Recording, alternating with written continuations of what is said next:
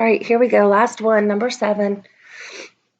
To attend the spin class at the gym, you can pay $90 to join the gym and $4 for each class attended. Or you can pay $13 for each class attended without joining the gym. And how many classes will they cost the same? So the question here, how many classes will they cost the same? We want to think about what our variables are going to be for what we're looking for. So we first need to know how many classes. So that could be our first variable. And then again, we're looking for when they're going to cost the same. So cost, total cost will be our other variable. So let's start by identifying our X and our Y. So X will be the number of classes. Mine's kind of covered up here a little bit. You can write that on your paper. And Y is our cost, or you can even write total cost. All right, so we're going to go back and into the sentence and identify our keywords to help us write our first equation. And if we come across the word classes, number of classes, we're going to put an X. And if it talks about cost, we're going to put a Y.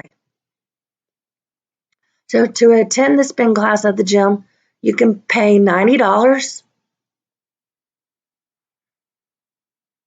to join the gym, and means to add, so I need a little plus sign above that.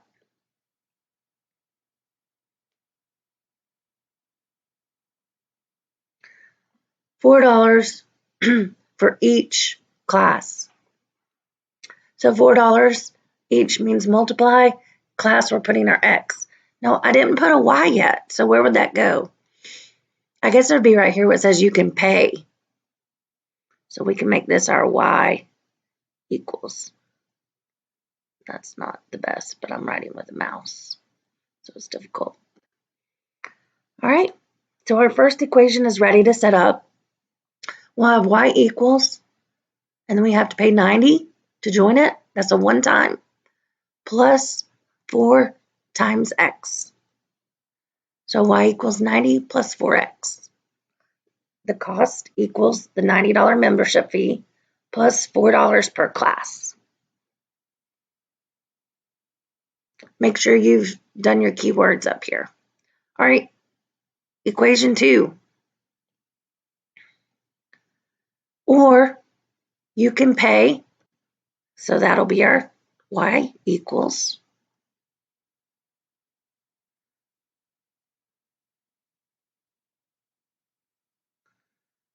Y equals there. $13 for each means to multiply class X without joining the gym. So that means you only have to pay for each class, no membership fee because you're not joining you're not joining the gym. So you're just going to pay more per class since you're not a gym member. So for this equation, it would just be Y equals 13 times X, or Y equals 13X. All right, they're both in Y equals, so that means that we can use substitution again to solve these. Since 90 equals 4X, since Y equals 90 plus 4X and Y also equals 13X, we can just set these two equal to each other. So that's what we did. 90 plus 4X plugs in on the left side, equal to 13. And if you switch them, it would be the same thing. So we have variables on both sides. So we're going to start by moving this 4X by subtracting 4X on both sides. 90 plus 4X minus 4X cancels out. Leaves us with 90 equals. And 13X minus 4X is 9X. Next step is to divide by 9 on both sides. And we get X equals 10. 90 divided by 9 is 10. So X over here was the number of classes. So that tells us at 10 classes, you'll pay the same whether you're a gym member or not.